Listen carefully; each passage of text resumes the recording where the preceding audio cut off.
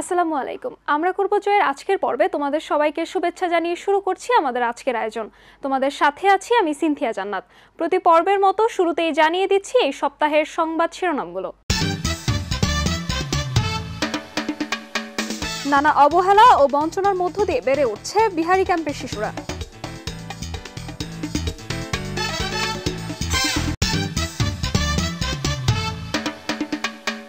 মানসম্মত শিক্ষা ব্যবস্থা ও চর্চার অভাবে গণিতের দুর্বলতা কাটিয়ে উঠতে পারছে না শিক্ষার্থীরা।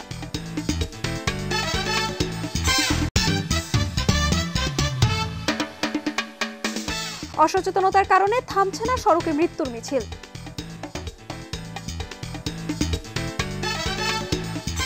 এবারে বিস্তারিত। 2023 সালে স্থায়ীভাবে জুনিয়র স্কুল সার্টিফিকেট জেএসসি পরীক্ষা বন্ধ হওয়ার পর শিক্ষার্থীদের মেধা যাচাই ও উৎসাহ দেওয়ার জন্য আবারও অষ্টম শ্রেণী বৃত্তি পরীক্ষা চালুর সিদ্ধান্ত নিয়েছে সরকার। শিক্ষা মন্ত্রণালয় ইতোমধ্যেই প্রকাশ করেছে জুনিয়র পরীক্ষার নীতিমালা 2025। এই নীতিমালা অনুযায়ী কিভাবে হবে পরীক্ষা আর কেনই বা মাত্র 25% শিক্ষার্থী অংশ নেওয়ার সুযোগ পাবে, এ নিয়ে আছে নানা সমালোচনা। রিপোর্ট করছে মোহাম্মদ মোবারক হোসেন। 2023 সাল থেকে স্থায়ীভাবে জুনিয়র স্কুল সার্টিফিকেট জেএসসি পরীক্ষা বন্ধ হওয়ার পর শিক্ষার্থীদের মেধা যাচাই ও উৎসাহ দেওয়ার উদ্দেশ্যে আবারও অষ্টম শ্রেণীর বৃত্তি পরীক্ষা চালু করার সিদ্ধান্ত নেওয়া হয়েছে। গত 3 সেপ্টেম্বর শিক্ষা মন্ত্রণালয়ের মাধ্যমিক ও উচ্চশিক্ষা বিভাগ থেকে প্রকাশ করা হয় জুনিয়র বৃত্তি পরীক্ষার নীতিমালা 2025। প্রকাশিত নীতিমালা অনুযায়ী কোনো বিদ্যালয়ের সর্বোচ্চ 25% শিক্ষার্থী এ পরীক্ষায় অংশগ্রহণের সুযোগ পাবে। বাংলা, ইংরেজি ও গণিত বিষয়ে 100 নম্বর করে, আর বিজ্ঞান এবং বাংলাদেশ ও বিশ্ব পরিচয় বিষয়ে 50 নম্বর করে পরীক্ষা হবে। 5 বিষয়ে মোট 400 নম্বরের এ পরীক্ষা অনুষ্ঠিত হবে 3 ঘন্টার মধ্যে। পরীক্ষার ভিত্তিতে ট্যালেন্ট পুল ও সাধারণ এই দুই ধরনের বৃত্তি প্রদান করা হবে। জুনিয়র বৃত্তি পরীক্ষা আবার চালু হওয়ায় দরিদ্র ও মেধাবী শিক্ষার্থীদের জন্য নিজেদের প্রমাণ করার একটি নতুন সুযোগ সৃষ্টি হলো। একই সাথে অন্যান্য শিক্ষার্থীরাও যোগ্যতা অর্জনের জন্য আরও উৎসাহিত হবে। সরকারি পরিপত্র অনুযায়ী যেভাবে নির্দেশনা দেওয়া আছে সেভাবে আমরা বাছাই করব। আগে তো এই অষ্টম শ্রেণীর যে বৃত্তি পরীক্ষাগুলো হইতো অনেক আগে, মাঝখানে জেএসসি পরীক্ষা হতো। তো সরকারের সুবিধা দেখতে হবে, প্রতিষ্ঠানের সুবিধা দেখতে হবে। আমি অনুরোধ করব সরকারকে যে যেহেতু স্কুলে বার্ষিক পরীক্ষা আছে, বার্ষিক পরীক্ষায় যেন কোনো ব্যাঘাত না ঘটে। তবে বিশেষজ্ঞদের একাংশ মনে করেন বৃত্তি পরীক্ষার মাধ্যমে শিক্ষার্থীরা উপকৃত হবে ঠিকই, কিন্তু এর সার্থকতা বিকল্প পদ্ধতিতেও অর্জন করা সম্ভব ছিল। আমাদের সংবিধানে বলা আছে এডুকেশনটা সবার জন্য কম্পালসারি, বাধ্যতামূলক। তো যেখানে আমরা শিক্ষাকে আমরা বাধ্যতামূলক করে ফেলি, সেখানে কিন্তু সকল দায়, কস্ট কিন্তু গভর্নমেন্টের।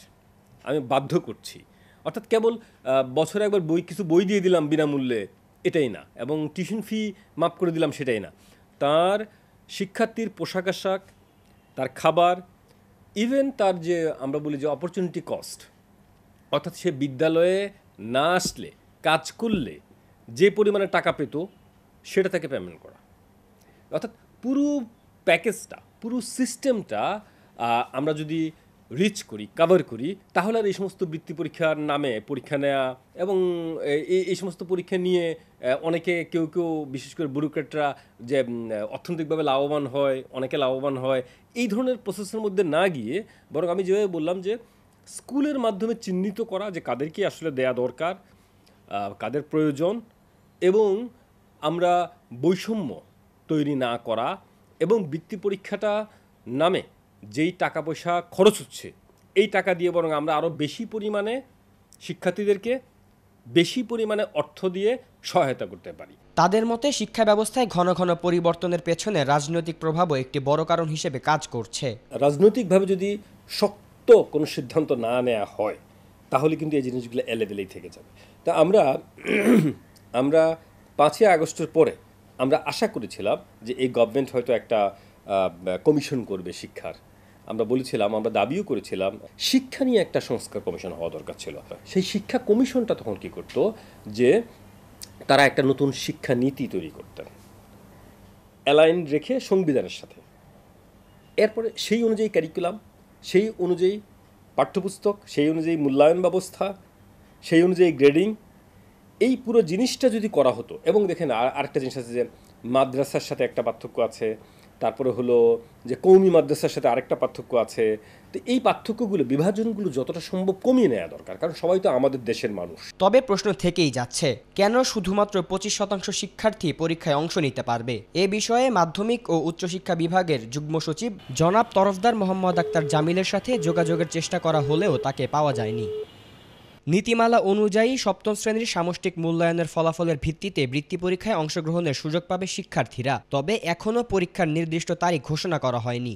মোহাম্মদ মোবারক হোসেন, আমরা করব জয়, এটিএন বাংলা, ঢাকা। সাধারণ মানুষের দৈনন্দিন চলাফেরা থেকে শুরু করে শিশু কিশোরদের স্কুলে যাতায়াত সবকিছুর জন্যই অপরিহার্য সড়ক, কিন্তু এই সড়কই হয়ে উঠেছে মৃত্যুকূপ। প্রতিদিন অসচেতনতা আর অব্যবস্থাপনার কারণে কেড়ে নিচ্ছে অগণিত প্রাণ। সাম্প্রতিক কয়েক মাসেই পরিসংখ্যানই বলে দিচ্ছে সড়কে মৃত্যুর মিছিল থামছে না, বরং বাড়ছে আতঙ্ক আর শঙ্কা। বিস্তারিত দেখুন তামিম আহমেদ বৃন্তর রিপোর্টে। সাধারণ মানুষের দৈনন্দিন জীবনে চলাফেরা থেকে শুরু করে শিশু কিশোরদের স্কুলে যাতায়াত সবকিছুর জন্য অপরিহার্য সড়ক, কিন্তু এই সড়কই প্রতিদিন কেড়ে নিচ্ছে অসংখ্য প্রাণ। আর এর প্রধান কারণ অসচেতনতা ও অব্যবস্থাপনা। রাজধানীর ব্যস্ততম সড়কে মাথার ওপর ফুট ওভারব্রিজ থাকা সত্ত্বেও ঝুঁকি নিয়ে রাস্তা পারাপার হচ্ছে অসংখ্য মানুষ। আমি নিচ থেকে গেলে খুব তাড়াতাড়ি যেতে পারবো। আমাদের সাধারণ জনগণ আসলে সচেতন না। বিগত কয়েক মাসের তথ্য বিশ্লেষণে দেখা যায় দেশে সড়ক দুর্ঘটনা ঘটেছে প্রায় 1000-এর কাছাকাছি। যাত্রী কল্যাণ সমিতির তথ্য মতে গত মাসে 497টি সড়ক দুর্ঘটনায় প্রাণ হারিয়েছেন 502 জন এবং আহত হয়েছেন 1232 জন। শুধু আগস্ট মাসেই ঢাকা বিভাগে ঘটেছে সবচেয়ে বেশি দুর্ঘটনা, প্রায় 132টি। রোড সেফটি ফাউন্ডেশন বলছে গত জুলাই মাসে সড়কে শিশু মৃত্যুর সংখ্যা ছিল অর্ধশতাধিকেরও বেশি। আমাদের সড়ক এবং সড়ক পরিবহন কোনোটি তো শিশু বান্ধব না। বিশেষ করে সড়কের যে সড়ক নিরাপত্তামূলক যে ব্যবস্থাপনাগুলো থাকা দরকার সেগুলো তো নাই। যেমন স্কুলের সামনে সড়ক আছে, সেখানে ব্যারিয়ার নেই। তারপরে সড়ক ঘেঁষে স্কুলগুলো নির্মাণ করা প্রতিষ্ঠা করা হয়েছে, সেখানে ছাত্ররা অবাধে যাতায়াত করছে। বা বাসাবাড়িগুলো, আমাদের বসত ঘরগুলো সড়ক ঘেঁষা, সেখানে শিশুরা ঘর থেকে বের হলেই সড়ক পাচ্ছে এবং সড়কে অবাধে বিভিন্ন রকম ঝুঁকিপূর্ণ যানবাহন চলাচল করছে, অদক্ষ চালক দ্বারা পরিচালিত যানবাহন চলাচল করছে। শুধু এই সমস্ত কারণে শিশুরা মারা যাচ্ছে। এবং যেহেতু শিশুদের মধ্যে সড়ক ব্যবহার কীভাবে করতে হয় সেটাও আমাদের শেখানোর কোনো ব্যবস্থা নাই। অর্থাৎ আমাদের স্কুল কেন্দ্রিক বা শিক্ষা প্রতিষ্ঠান কেন্দ্রিক কোনো প্রশিক্ষণের ব্যবস্থা নাই, ক্যাম্পেইন করা হয় না নিরাপদ সড়ক বিষয়ে। সংশ্লিষ্টরা বলছেন সবার আগে শিশু কিশোরদের সড়ক ব্যবহার ও চলাচলে সচেতন করতে হবে, পাশাপাশি ধাপে ধাপে চালু করতে হবে বিভিন্ন ধরনের সচেতনতামূলক ক্যাম্পেইন। সড়ক দুর্ঘটনা অবশ্যই নিয়ন্ত্রণযোগ্য, এটা সমাধানযোগ্য একটা সমস্যা। এর জন্য দুই ধরনের কাজ করতে হবে। একটি প্রাতিষ্ঠানিক উদ্যোগ, এই প্রাতিষ্ঠানিক উদ্যোগটা সরকারকে নিতে হবে। সেই উদ্যোগগুলো কি? দক্ষ চালক তৈরি করতে হবে, আনফিট গাড়িগুলোকে সড়ক থেকে প্রত্যাহার করে নিতে হবে, বন্ধ করতে হবে, ট্রাফিক আইনের শতভাগ প্রয়োগ নিশ্চিত করতে হবে, বাধা আইন প্রয়োগ নিশ্চিত করতে হবে এবং মানুষের মধ্যে সচেতনতা তৈরি করার জন্য সরকারের পক্ষ থেকে গণমাধ্যমে প্রচারণা করতে হবে। দিন দিন কমছে না সড়কে মৃত্যুর মিছিল, তাই প্রয়োজন সমন্বিত উদ্যোগ, সচেতনতা, আইন প্রয়োগ আর কার্যকর সমাধানের। তামিম আহমেদ বৃন্ত, আমরা করব জয়, এটিএন বাংলা, ঢাকা। গণিতের প্রতি শিক্ষার্থীদের ভয়, নিয়মিত অনুশীলনের অভাব আর দক্ষ শিক্ষকের ঘাটতি, এসব কারণেই এসএসসি পরীক্ষায় উল্লেখযোগ্য সংখ্যক শিক্ষার্থী এবার গণিতে অকৃতকার্য হয়েছে। পরিসংখ্যান বলছে এবছর প্রায় 24% শিক্ষার্থী গণিতে 5 নম্বর তুলতে পারেনি।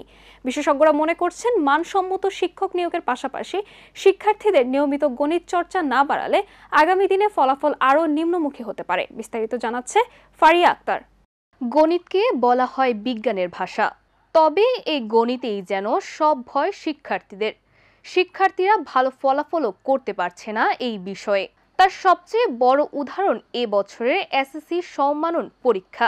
পরীক্ষার্থীরা সবচেয়ে বেশি ফেল করেছে গণিতে। প্রায় 24% শিক্ষার্থী এ বিষয়ে 5 নম্বর তুলতে পারেনি।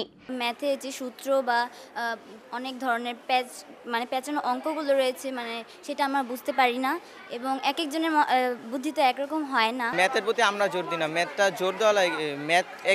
ম্যাথটা তো ঘুরে আসলে ক্যাচ করতে পারে না কোন দিকটা কোনটা করা লাগবে। এই কারণে একটা যদি না পারি তখন আবার মনে হয় ওগুলো মনে হয় পারবো না, তো ওই যে একটা আমরা পাই নেই, ওইটার ভয় কাজ করে। ওই ভয় কাজ করার কারণে বাকিগুলো আমরা অ্যান্সার করতে পারি না। বেসিক সম্পর্কে ভালো জানা থাকলে ম্যাথ যদি পরীক্ষার সময় একটু ঘুরায়ও দেয় তাহলে আমরা ম্যাথ পারতে পারি। আর যদি প্র্যাকটিস ঠিক মতো না করা হয় ম্যাথে, ভালো করা অসম্ভব। গণিতের শিক্ষকরা বলছেন প্র্যাকটিসের অভাব, করোনাকালীন ঘাটতি ও কারিকুলামের পরিবর্তনের কারণে শিক্ষার্থীরা গণিতে ভালো ফলাফল করতে পারছে না। ওরা প্র্যাকটিসটা কম করে। গণিত হচ্ছে যত বেশি অনুশীলন করবে তত বেশি এটার উপরে তাদের দক্ষতা অর্জন হবে। তো যার কারণে আমার মনে হচ্ছে তারা হয়তোবা বেশিরভাগ ক্ষেত্রে দেখা যাচ্ছে, বিশেষ করে যারা সায়েন্সে পড়ে তাদের অনেকগুলো সাবজেক্ট থাকে, সব সাবজেক্ট তারা একসাথে পড়াশোনা করতে যেয়ে গণিতের তাদের অনুশীলনটা কম হয়, যার কারণে তাদের রেজাল্ট খারাপ হয়। আর কিছু কিছু ব্যাপার আছে, গণিতে একই সূত্রের অনেক প্রয়োগ থাকে, সবাই হয়তোবা কোনটায় কোন সূত্রটা কিভাবে প্রয়োগ করতে হবে এটা ধরতে পারে না। এটা যারা ধরতে পারে তাদের বেসিকটা ক্লিয়ার থাকে, আর এটা না ধরতে পারলে তখন গণিতের রেজাল্টটা খারাপ হয়। এবছর বরিশাল বোর্ডে গণিতের সবচেয়ে কম শিক্ষার্থী পাশ করেছে, 64.62%। ঢাকায় 75.14%, রাজশাহী বোর্ডে 86.52%, যশোর বোর্ডে পাশের হার 85.02%। শিক্ষা সংশ্লিষ্টরা জানান, গণিতে দক্ষ ও প্রশিক্ষিত শিক্ষকের অভাব এবং প্রাথমিক পর্যায় থেকে গণিতের দুর্বলতাই শিক্ষার্থীদের ফলাফল খারাপ করার মুখ্য কারণ। নিয়োগ প্রক্রিয়া অত্যন্ত সীমাবদ্ধতা এবং আমি বলবো নিয়োগ প্রক্রিয়া অত্যন্ত দুর্নীতিগ্রস্ত। দ্বিতীয়ত হলো নিয়োগ পাওয়ার পরে তাদের যে প্রফেশনাল ডেভেলপমেন্ট, সেই প্রফেশনাল ডেভেলপমেন্ট একেবারেই অনুল্লেখযোগ্য, এবং সরকারের পক্ষ থেকেও গণিতের জন্য আলাদা কোনো প্রশিক্ষণের ব্যবস্থা এখন পর্যন্ত আমরা করতে পারিনি। বিগত প্রজেক্টে সরকার শুরু করেছিল সেকেন্ডারি এডুকেশনে, কিন্তু সেটা এসিটি যেটা, সেই এসিটির বাস্তবায়নে সরকার চরম আকারে, বিশেষ করে ফ্যাসিবাদ আমলে, আওয়ামী লীগের আমলে জঙ্গিবাদের দোহাই দিয়ে তারা যেভাবে শিক্ষা ব্যবস্থাকে ধ্বংস করেছে, ঠিক সেই একইভাবে গণিতের শিক্ষকদের প্রশিক্ষণ তারা দিতে পারেনি। তৃতীয়ত আরেকটি কারণ সেটা হলো যে বাংলাদেশের এই মাধ্যমিক স্কুলগুলোকে, মাধ্যমিক পর্যায়ে শিক্ষা এটি এখন পর্যন্ত এমপিও আকারে চলে এবং মাত্র সামান্য কয়েকশো স্কুল আছে যা সরকারি। বাংলাদেশ শিক্ষা তথ্য পরিসংখ্যান ব্যুরোর প্রতিবেদনের তথ্য মতে দেশে মাধ্যমিক পর্যায়ে স্কুলগুলোতে বর্তমানে গণিত শিক্ষকের সংখ্যা 64,147 জন, কিন্তু এর মধ্যে 86.78% শিক্ষকের গণিতে স্নাতক বা স্নাতকোত্তর ডিগ্রি নেই। এই মাধ্যমিক পর্যায়ে আমাদের গণিত শিক্ষকদের যে সমস্ত যোগ্যতা থাকার কথা, সেই যোগ্যতা তাদের নাই।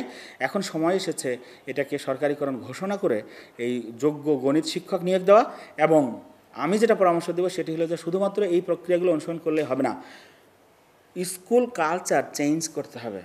আমাদের স্কুল কালচার স্কুলমুখী না, ক্লাসরুমমুখী না শিক্ষক, না শিক্ষার্থী, না অভিভাবক, সমস্ত শিক্ষার যারা আমাদের অংশীজন তাদেরকে বিদ্যালয় কেন্দ্রিক শিক্ষণ শেখানো প্রক্রিয়ার প্রতি আগ্রহী হতে হবে, এবং বিদ্যালয় তাকে শিখিয়ে বিদ্যালয় তাকে প্রস্তুত করে দিবে, নট কোচিং কিংবা প্রাইভেট। গণিতে ভালো ফলাফল করতে যোগ্য শিক্ষক নিয়োগের পাশাপাশি শিক্ষার্থীদের গণিত চর্চা আরও বাড়ানো প্রয়োজন বলে মনে করছেন শিক্ষাবিদরা। গণিত খুবই গুরুত্বপূর্ণ একটি বিষয়, তবে বিগত বছরগুলোতে সম্মাননা পরীক্ষায় শিক্ষার্থীরা সবচেয়ে বেশি ফেল করছে গণিতে। বিশেষজ্ঞরা বলছেন মানসম্মত শিক্ষক সংকট এবং গণিতের প্রতি শিক্ষার্থীদের ভয়ই এর মূল কারণ। মানসম্মত শিক্ষক নিয়োগ এবং গণিতের প্রতি ভয় দূর করা গেলে এই ফলাফল রোধ করা সম্ভব হবে। পারিয়া আক্তার, আমরা করব জয়, এটিএন বাংলা, ঢাকা। দেশে আশঙ্কাজনক হারে বাড়ছে হৃদরোগ, ডায়াবেটিক্স ও ক্যান্সার সহ নানা অসংক্রামক রোগ। উদ্বেগের বিষয় হলো শুধু প্রাপ্তবয়স্ক নয়, এসব রোগে আক্রান্ত হচ্ছে শিশুরাও। অনিয়ন্ত্রিত জীবনযাপন, জাঙ্ক ফুডের প্রতি ঝোঁক আর শারীরিক পরিশ্রমের অভাবকেই প্রধান কারণ হিসেবে চিহ্নিত করছেন বিশেষজ্ঞরা। বিস্তারিত জানাচ্ছে আফরিন আক্তার। অনিয়ন্ত্রিত খাদ্যাভ্যাস, প্রযুক্তি নির্ভরতা সব মিলিয়ে বাড়ছে অসংক্রামক রোগের ঝুঁকি। স্বাস্থ্য অধিদপ্তরের তথ্যে উঠে এসেছে দেশে প্রতি 5 জনে 2 জন উচ্চ রক্তচাপে ভুগছেন। ডায়াবেটিসে আক্রান্তের হারও বাড়ছে দ্রুত। শুধু প্রাপ্তবয়স্ক নয়, অল্প বয়সী শিশুরাও এখন এসব রোগে আক্রান্ত হচ্ছে। ফাস্টফুড বেশি খাওয়ার জন্য মোটা হয় এবং সাথে সাথে তার এক্সারসাইজ কম। স্কুলে আসা যাওয়া, কোচিং করা, এই যে করে মাঝখানে তার ব্যায়াম বা রেগুলার যেটা খেলাধুলা এটা নাই। একদিকে সে ফাস্টফুড খাচ্ছে, একদিকে তার এক্সারসাইজ কম, এবং আরেকদিকে সে যখন সুযোগ পায় তখন শুধু মোবাইল বা কোনো ট্যাবে বসে দেখে, যার জন্য তার শরীরের ভিতর ক্যালোরি জমে, মোটা হয়ে যায়। এখন যদি অবস্থাতে সে ভুগে তাহলে কী হবে? এক সময় তার শরীরের ভিতরে একটু হয়তো বড় যখন হবে, প্রাপ্তবয়স্ক হওয়ার আগেই তার হয়তো ব্লাড প্রেশার বেড়ে যাবে, তার ডায়াবেটিস ধরা পড়বে, তার কিডনিতে সমস্যা ধরা পড়বে, আর সবার বড় তার হলে তার ফুসফুসে প্রেশার পড়ছে। এমনিতে আমাদের বাংলাদেশে এখন বাতাসের অবস্থা ভালো না, ধুলাবালি বা তার কোয়ালিটি খারাপ। এর ভিতরে যদি তার যদি মোটা হয় তখন কিন্তু শ্বাসকষ্ট বেশি হয়। শিক্ষার্থীদের অভিযোগ, মুখরোচক খাবার খাওয়ার ফলেই এই ধরনের রোগগুলো হচ্ছে। অনেকেই টাইফয়েড সহ নানান রোগে আক্রান্ত হচ্ছে। স্কুলের টিফিন টাইমে তুমি কি বাসা থেকে খাবার আনো না বাইরে খাবার? না, আনি না, খুব বাইরে খাবারই খাওয়া হয় বেশি। বেলপুরি, ফুচকা, ঝালমুড়ি এগুলোই। তোমার কি মনে হয় এগুলো কি স্বাস্থ্যসম্মত? না, এগুলো একদমই স্বাস্থ্যসম্মত না, কিন্তু আসলে আমরা বুঝি না যে এগুলো আমাদের শরীরে কি কি ক্ষতি করবে, এর জন্য আমরা শখের বশে অনেক কিছুই খেয়ে থাকি। স্কুলের খাবার প্রত্যেকদিন খাইতাম, তখন আমার গ্যাস্ট্রিকের প্রচুর সমস্যা হয়েছে। তো আমি প্রায় 1 মাসের মতো অসুস্থ ছিলাম, যে কারণে আমাকে ডক্টর ইনস্ট্রাকশন দিয়েছে যে যাতে এগুলো অ্যাভয়েড করে। অভিভাবকরা বলছেন তারা ভয় পেয়ে তাদের সন্তানদের এসব খাবার থেকে দূরে রাখছে, কিন্তু অনেক সময় খাওয়াতে হয় বায়না করায়। অস্বাস্থ্যকর খাবারটা আবার কোথায় থেকে বানাইতেছে, কি করতেছে, কি না করতেছে, এই হয়তো বা এই কারণে আমি কিনি নি। তা মাঝে মধ্যে বলে, হয়তো ক্লাস থেকে ছুটির সময় বলে যে আমি মুড়ি মাখা খাবো বা একটু বেলপুরি ফুচকা এগুলা খাবো, এগুলা বলে, তখন বাধ্য হয় কিনে দিতে। বিশেষজ্ঞদের মতে নিয়মিত শারীরিক পরিশ্রম, পুষ্টিকর খাবার ও সচেতনতার মাধ্যমে এই রোগগুলো অনেকাংশে প্রতিরোধ করা সম্ভব। অর্থাৎ বাবা মা সচেতন হবে আগে, এবং একজন নিজে সচেতন হবে না, উনি সচেতন হবে, তার অন্য বাচ্চাদের বাবা মাকেও সে সচেতন করবে। সেই জন্য তারা নিজেরা পড়ালেখা পত্রিকা দেখতে পারবেন, রেগুলার কি অসুস্থ হয়, চিকিৎসকের পরামর্শ নেবেন। তবে স্বভাবতই বাচ্চার ওজন যাতে বৃদ্ধি না পায়, বাচ্চা যাতে সামাজিকভাবে মিশতে পারে, সবার সাথে কথা বলে মিশবে, এটা খেয়াল করবে। আর সবসময় স্কুলের বাইরে বাচ্চাদেরকে যেন বাবা মা খেলায় মনোযোগ দেয়, ওপেন ফিল্ডে। অসংক্রামক রোগ প্রতিরোধে সামাজিক এবং পারিবারিক পর্যায় থেকে শুরু করে রাষ্ট্রীয় নীতিতে পরিবর্তন আনার তাগিদ এখন সময়ের দাবি। জীবনযাত্রায় সামান্য পরিবর্তন আনলে রক্ষা করা সম্ভব আগামী প্রজন্মকে। আফরিন আক্তার, আমরা করব জয়, এটিএন বাংলা, ঢাকা। রাজধানীর বিভিন্ন এলাকায় গড়ে ওঠা বিহারি ক্যাম্পগুলোতে প্রজন্মের পর প্রজন্ম বেড়ে উঠছে অবহেলা আর বঞ্চনার মধ্যে। পরিচয়ের সংকট, সীমিত শিক্ষার সুযোগ আর অনিশ্চিত জীবনযাপন, এসব নিয়েই বড় হচ্ছে এই সম্প্রদায়ের শিশুরা। বিশেষজ্ঞরা বলছেন, শিক্ষা ও স্বাস্থ্যসেবা সহ মৌলিক অধিকার থেকে বঞ্চিত এই শিশুদের প্রতি রাষ্ট্রীয় নজরদারি ও সহায়তা জরুরি। রিপোর্ট করছে সাদিকা নামসাদ। বাংলাদেশের নানা প্রান্তে ছড়িয়ে আছে এক প্রান্তিক জনগোষ্ঠী। এর মধ্যে বিশেষ একটি সম্প্রদায় বিহারি। ইতিহাসের বাধা পেরিয়ে এই মানুষগুলো আশ্রয় নিয়েছিল এই ভূখণ্ডে, কিন্তু আজও তাদের জীবনের স্থায়িত্ব বা স্বপ্ন দেখার সুযোগ খুব সীমিত।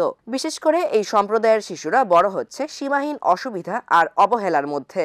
শিক্ষা যেখানে হওয়ার কথা ছিল আলোর পথ, সেখানে অনেক সময় তা রয়ে গেছে অধরা। টুটে পড়তাম, এখন পড়ি না। এখন আর পড়ো না? না। কেন? আমার আম্মু সরাই দিয়েছে। কোন ক্লাসে? 5। পড়ালেখা শেখায় আর আদব কায়দা শেখায়। স্কুলে যেতে তোমার ভালো লাগে? জি। তুমি বলো। স্কুলে পড়ো? ব্র্যাক স্কুলে। এখানে নেই নিরাপদ পানি, স্বাস্থ্যসেবা বা ন্যূনতম নিরাপত্তা। জীবনের মৌলিক চাহিদা পূরণ করাও যেন এক বিশাল সংগ্রাম তাদের কাছে। বাপ মার অনেক কাজকাম থাকে না, অনেক সময় বাচ্চাদেরকে কাজকাম করাইতে হয়। এই লেখাপড়া আমরা সুবিধার মতন ভালো স্কুলে লেখাপড়া করাইতে পারি না। মনে করেন যেখানে ফ্রি স্কুল আছে ওইখানে বাচ্চারা লেখাপড়া করে। সবাই তো চায় যে ভবিষ্যতে কিছু আগে বাড়ে, বাচ্চারা আমাদের ভালো উন্নতি করে। কিছু এনজিও এবং স্থানীয় সংগঠন ইতোমধ্যেই কাজ করছে শিশুদের শিক্ষা নিশ্চিত করতে এবং পরিবারগুলোর মৌলিক চাহিদা পূরণের সহায়তা করতে। আগে আমাকে পড়তো বাপ দাদার সময়, মনে করুন বাপ মায়ের সময় রাশন কার্ড ছিল, ওই পাইতাম, এখন তো ওইটাও আশা নাই। আর এনজিওওয়ালা লোক যে আছে ওই রাস্তা মাস্তা বানায় দেয়, ভাঙ্গা চুঙ্গা থাকলে রোড রাস্তা। আর এমনি ঘরের মধ্যে যে কোনো সমস্যা থাকলে যে এটা না, এটা নিজে নিজে কষ্ট মষ্ট করে দিন কাটাইতে হয়, গুছাইতে হয়, বানাইতে হয়। একটা 9-এ পড়ছে, একটা 8-এ পড়ছে, আর 2টা মেয়ে, ওরা 4-6 পর্যন্ত পড়ছে। সবার বিয়ে হয়ে গেছে গা, আর তাদের ঘরে ছোট বাচ্চা যে একটা আছে, এটা স্কুলে পড়ে ক্লাস 2-তে। বিশেষজ্ঞরা বলছেন এই সম্প্রদায়ের ভবিষ্যৎ নিয়ে সবাইকে এগিয়ে আসতে হবে। আমার শিশু যেখানে স্কুলে যাচ্ছে এবং এক ধরনের জীবনযাপন করছে, কিন্তু একই বয়সে আরেকটি শিশু মানবেতর জীবনযাপন করছে, বিহারি ক্যাম্পে থাকার কারণে তার পরিবেশ পরিস্থিতি সব কিছুই। তো এক্ষেত্রে সমাজের একজন ব্যক্তি হিসেবে আমার যেমন দায়িত্ব আছে, রাষ্ট্রেরও কিছু দায়িত্ব আছে। প্রথম দায়িত্বটাই হচ্ছে এখানে প্রচারণা, এই বিষয়গুলো সম্পর্কে, শিশু অধিকার সম্পর্কে তাদেরকে অবহিত করা, পরিবারকে এবং শিশুদেরকেও তাদের অধিকার সম্পর্কে সচেতন করে তোলা। এই কঠিন বাস্তবতাতেও বিহারি সম্প্রদায়ের শিশুরা টিকে আছে আশা ও স্বপ্ন নিয়ে, একটি ভালো জীবন গড়ে তোলার লক্ষ্যে। এখানকার হাজারো পরিবার বছরের পর বছর ধরে গাদাগাদি করে মানবেতর জীবনযাপন করছে। বিশেষ করে শিশুরা পড়াশোনা, স্বাস্থ্যসেবা, পরিচ্ছন্ন পরিবেশ কোনোটারই সুযোগ পাচ্ছে না। অল্প বয়সী অনেকেই ঝরে পড়ছে স্কুল থেকে, জড়িয়ে পড়ছে শিশু শ্রমে। বিশেষজ্ঞরা বলছেন এই বঞ্চিত প্রজন্মকে নাগরিক সুবিধার আওতায় না আনলে সমাজে বৈষম্য আরও গভীর হবে। সাদিকা নামসাদ, আমরা করব জয়, এটিএন বাংলা, ঢাকা। গত 11 সেপ্টেম্বর ছিল ভিশন গ্লোবাল স্কুলে ইংরেজি লিটারেচার ফেস্টিভ্যাল। এই অনুষ্ঠানে শিক্ষার্থীরা নাচ, গান, নাটক এবং পড়াশোনায় ভালো ফলাফলের ফলে তাদেরকে সার্টিফিকেট প্রদান করা হয়। অভিভাবকরা বলছেন তাদের সন্তানরা এ ধরনের অনুষ্ঠানগুলোতে অনেক আনন্দ সহকারে অংশ নিচ্ছে। আমার মেয়ে, সে ক্লাস 2-তে এবং সে স্কুল খুবই এনজয় করে। তাদের সব প্রোগ্রামস, তাদের teaching style, everything is very nice. আমি স্পেলিং দিয়ে পার্টিসিপেশন নিয়ে পেয়েছি। তোমার কেমন লাগছে সার্টিফিকেট? আমার খুব ভালো লাগছে। প্রধান শিক্ষকের মতে এ ধরনের অনুষ্ঠানগুলোর ফলে শিশুরা বাংলার সাথে ইংরেজিতেও সেরা হয়ে উঠতে পারে এবং তাদের ইংরেজি শেখার প্রতি আরও আগ্রহ বাড়বে। এই সমস্ত প্রোগ্রামের মাধ্যমে আমরা বাচ্চাদেরকে আগ্রহী করে তুলছি এবং ওরা যেন ভবিষ্যতে আরও আগ্রহী হয়, সেজন্য এই ধরনের প্রোগ্রামগুলো করা। ঢাকার ব্যস্ত জীবনের মাঝে পরিবার পরিজনের সঙ্গে কাটানো আনন্দঘন সময় যেন এক স্বপ্নের মতো। সেই স্বপ্নকে বাস্তবে রূপ দিচ্ছে পূর্বাচলের 300 ফিটে অবস্থিত এর অভ্যন্তরে গড়ে ওঠা একাধিক চমকপ্রদ অ্যাক্টিভিটি জোন। শিশু কিশোর থেকে শুরু করে বড়রাও ছুটে আসছে এখানে। বিস্তারিত দেখুন আফরিন আক্তারের আরও একটি রিপোর্টে।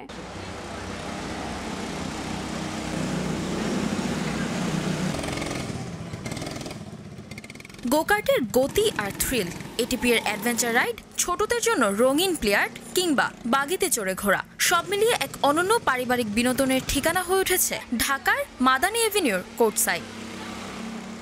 এটিপিতে রয়েছে নানা ধরনের স্পোর্টস অ্যাক্টিভিটি ও কোচিং সেশন, টেম্পোলিন সহ নানান আয়োজন যা শিশু ও কিশোরদের মানসিক ও শারীরিক বিকাশে সহায়ক ভূমিকা রাখছে।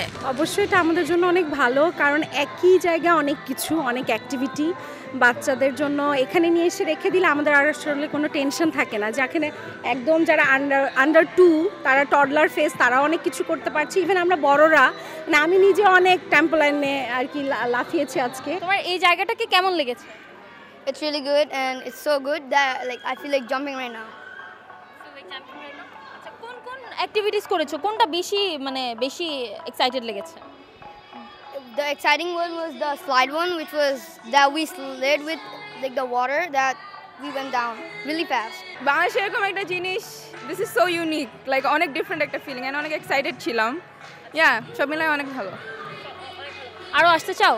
হ্যাঁ, অবশ্যই ফ্রেন্ডসদের নিয়ে আসতে চাই নেক্সট টাইম। সপ্তাহের একঘেয়েমি কাটাতে কিংবা স্কুল শেষে কিছুটা সময় আনন্দে কাটাতে কোর্টসাইডের এই অ্যাক্টিভিটি হাব হয়ে উঠেছে শিশুদের অন্যতম পছন্দের জায়গা।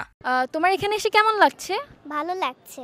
তুমি কোনো রাইডে উঠেছো বা কোনো অ্যাক্টিভিটিস করেছো? ট্রেনে উঠছি, এখন এখানে উঠতে আসছি। নরমালি তো অ্যাডাল্টদের জন্য তেমন কিছু থাকে না, সো এখানে এসে ভালো লাগছে। আচ্ছা, কোনো কিছুতে ওঠার ইচ্ছা আছে বা ট্রাই করেছেন? হ্যাঁ, বাম্প কারে ওঠার ইচ্ছা আছে। খোলামেলা আছে, আর নর্মালি এরকম খোলা স্পেস, একই সাথে বাচ্চাদের খেলাধুলা, বড়দের চলাফেরা করা, খোলামেলা পরিবেশ খুব কম জায়গায় ঢাকা শহরে আমি ওইভাবে দেখিনি। তো ওই হিসেবে আমার জায়গাটা ভালো লেগেছে। শিশুদের নিরাপত্তার বিষয়টি এখানে সর্বাধিক গুরুত্বের সাথে দেখা হয়। প্রতিটি রাইডে বাধ্যতামূলক সেফটি গিয়ার, প্রশিক্ষিত স্টাফ এবং নিয়ন্ত্রিত পরিবেশে নিশ্চিত করা হয়েছে সুরক্ষা। আমরা গোকার্টকে দুইটা ভাগে ভাগ করেছি। একটা হচ্ছে নর্মাল গোকার্ট বলে থাকি আমরা, আর একটা হচ্ছে গোকার্ট প্রো। গোকার্ট প্রোটা হচ্ছে একটু অ্যাডভান্স কার, হাই স্পিড কার। তারপর আমাদের এখানে আছে এটিভি, বাগি, এটা গেল হচ্ছে এক্সট্রিম রাইডগুলোর ভিতরে। এরপরে আপনি যদি দেখেন আমাদের এখানে বাম্পার কার আছে, আমাদের এখানে কিডস বাগি আছে যেটা বাচ্চারা এনজয় করতে পারবে, আমাদের এখানে মেরিগো, টয় ট্রেন আছে, এখানে হচ্ছে টয় হেলিকপ্টার আছে, এখানে টেম্পোলিন যেটা বলি বাংলাদেশে ফার্স্ট টাইম যেটা আমরা এনেছিলাম, প্লেয়ার্ড কোর্টসাইড টেম্পোলিনটা আমাদের এখানেই আছে আর কি। কোর্টসাইড দেখিয়ে দিচ্ছে বাংলাদেশেও ধীরে ধীরে গড়ে উঠছে বিকল্প বিনোদন আর অ্যাডভেঞ্চার স্পোর্টস কালচার। শিশুদের জন্য এটি যেমন শেখার জায়গা, তেমনি বড়দের জন্য এক ভরপুর রোমাঞ্চের ঠিকানা। আফরিন আক্তার, আমরা করব জয়, এটিএন বাংলা, ঢাকা। দেখতে দেখতে শেষ হয়ে গেল আমরা করব জয়ের জন্য নির্ধারিত সময়। তোমাদের ভালো লাগা মন্দ লাগা কিংবা কোনো বিষয়ে পরামর্শ থাকলে আমাদের কাছে চিঠি লিখে জানাতে পারো। আমাদেরকে চিঠি লিখবার ঠিকানা পরিচালক আমরা করব জয়, ATN Bangla multimedia production company limited, ওয়াসা ভবন, দ্বিতীয় তলা, 98 কাজী নজরুল ইসলাম এভিনিউ, কারওয়ান বাজার, ঢাকা 1215, বাংলাদেশ।